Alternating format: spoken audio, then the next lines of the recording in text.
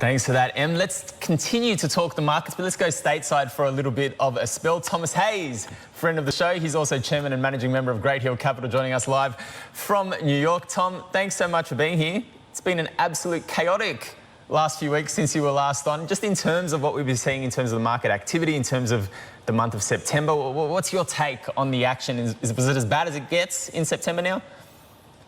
I think so, Will, and thanks for having me. Good to be back. We're coming off some weak seasonality. Statistically, September is the weakest month of the year, and last week is the weakest week of the weakest month of the year. So we got it all at once last week, but I think we're through that. We've got the S&P down about 21% year to date. However, earnings estimates for next year are only down about 3%. A little bit more than 3%. And I really like this setup going into Q3 earnings season. It reminds me a lot of late June going into Q2 earnings season. You had all the analysts in concert saying that estimates were going to come down 20%. They only came down 3%. And right now you have them singing from the exact same hymnal, everyone calling for this huge takedown in earnings. But I think what they're missing is estimates are for 3.2% growth. But prices have doubled that much. So they're effectively calling for negative 3% earnings growth, and the economy just doesn't bear that out. So I think the bar is set low enough, Will, that we're going to see some positive surprises, and the pain trade going into year end based on positioning is up.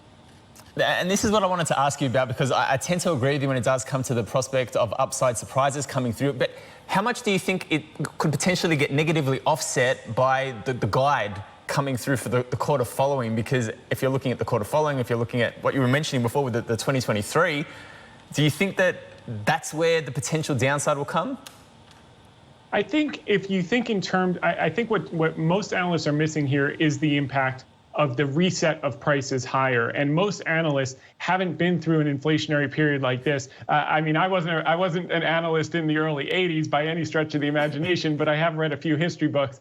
And I think what they're missing is that reset. So while businesses may sell fewer units, the cost per unit has gone up, and I think the nominal earnings and the nominal revenue are going to be more steady than people are anticipating. So maybe instead of coming down 3%, we come down 5% in total, but that's a lot better than the 20%. And usually markets bottom with higher PEs, not lower PEs for that reason. It sets the bar lower, and we can start to grow from there. But the key thing is going to be what we saw last week, which is pivots from the central banks around the world.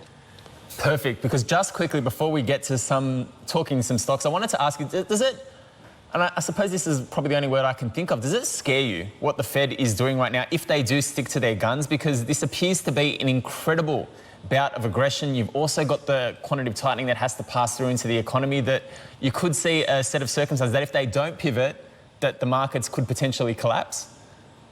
Yeah, there's no question about it. But the credit markets will discipline them, as they always discipline policymakers who have grandiose ideas. And they're going to pivot, just like the ECB had to come up with a facility for Italy. The BOE had to buy gilts, and RBA hiked lower than expected for three reasons. First and foremost, inflation is rolling over in the U.S. CPI is lagged data up to 60 days old, and we're seeing it in the underlying data that we look at and many smart economists look at. Secondly, every 1% hike adds about $285 billion annually to the federal deficit. Now, I know Chair Powell has this fantasy that he's going to become Paul Volcker, but when Paul Volcker was raising rates, debt to GDP was 30%. It's currently at 122%. So where are they going to get that increased interest service? Is from the taxpayers. The problem is they don't collect enough from taxpayers. So what do they have to do? They have to print more money. So they, in effect, would create more inflation if they keep along this path. And I think they know that. And finally, as I said, credit markets will certainly force their hand, as we've seen already. So on the bad news, the good news is the hawkish talk has been extremely effective, because if you look at forward inflation break-evens, 5-year break-evens today, we're down to 226. From 359 in March. So that hawkish talk is working, but the actions are probably going to have to moderate in coming months. Just really quickly, because there is also the potential that the credit markets could be the next shoe to drop in terms of the swap starting to widen. Do you think that that's a risk at all? Well, I think you saw the pivot last month. If you looked at high yield spreads in September, they started to approach the pandemic lows when they decided to backstop the whole corporate credit market. You know, when municipalities and governments and businesses have to refinance and they can't, the cost of another economic crisis is greater than running inflation above trend at 3 to 5%. And if you look back to post-World War II, the last time we were at 120% debt to GDP, we borrowed for the war to fight a visible enemy. This time we borrowed to fight an invisible enemy. They ran inflation above trend, 3 to 5%. Within 5 years, debt to GDP was down to 63%. And I think they're going to run the same playbook here. All right, Tom, let's talk Boeing. Because I note that you mentioned that 24 order, the 18 on, and then perhaps that further 8. Is this, for Boeing, significant, not just in terms of this particular order, but that the Chinese market is reopened to them in terms of getting more planes into that market, considering what happened? Yeah, I think you hit the nail on the head, Will. I mean, this was a symbolic and an actual order. Big order from China Airlines for up to 24 787 Dreamliners. You know, Boeing operates in a duopoly with Airbus, and the demand for business travel, where all the margin is really, really accelerating since Labor Day in the last month or so. You're seeing it in the TSA pass-through numbers. We had the revenge travel with leisure over the summer, but the business travel is where all the money is, and that's coming back full steam. We saw from the CEO of Expedia on CNBC US a week ago talking about that. And earnings growth for the next 5 years is going to be about 20% per year. That's really not reflected in at these levels. Boeing came down with the rest of the market. What people forget is when you operate in a duopoly, you basically set price, and the demand for these, what they sell is going up, not only on the aviation side, but on the defense side with all the geopolitical headwinds that we're dealing with. So we think this is an attractive valuation for a business with a competitive moat moving forward. You're still buying Baba, Thomas? You're not concerned about all the drama that could potentially unfold over the next 2 years with the presidential cycle? I love it more than ever, Will, and let me tell you why. You know, first off, the stock bottomed in March, and it came close to retesting it in September. But I just want to leave aside the commerce business, leave aside the consumer. Let's talk about the cloud, because McKinsey came out with a report a couple weeks ago. They said the cloud business in China is going to triple by 2025 from 33 billion to 90 billion. Alibaba has 36.7% share, which means on 90 billion, they're going to do about 30 billion top line, up from 11 billion today. Now, their operating margin on the 11 billion is about 1.5%. If you look at AWS trajectory, Amazon's cloud service, they are where Alibaba was in 2016. China's about 5 to 6 years behind in terms of digitization. Amazon, operating at scale, has 29% operating margins on their cloud business.